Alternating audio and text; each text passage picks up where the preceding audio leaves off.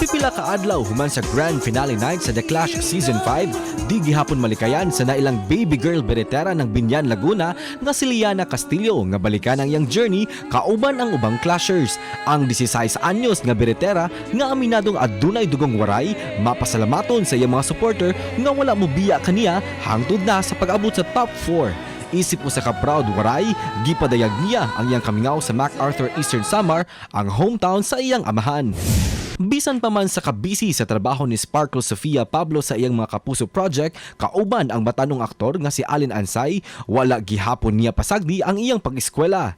Gani ning bag-o lang, libuan ka mga Alfia fans ang nakadayeg kaniya human gipost ang iyang hulagway nga mitambong sa mass graduation sa UST Angelicum. Si Sofia makita sa GMA Public Affairs series nga In My Dreams.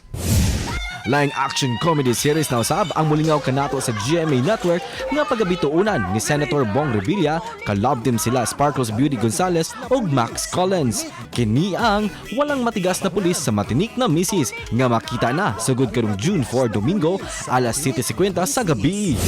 Padayon ang hashtag lilipad ang aming team ni kapuso mo Jessica Soho human mi-renew sa iyang kontrata ubos sa GMA Network. Ang multi-awarded TV journalist malipayong magpabilin isip usa ka solid kapuso. Busa, dungan ta mag-hashtag KMGS na yan matagabi sa Domingo.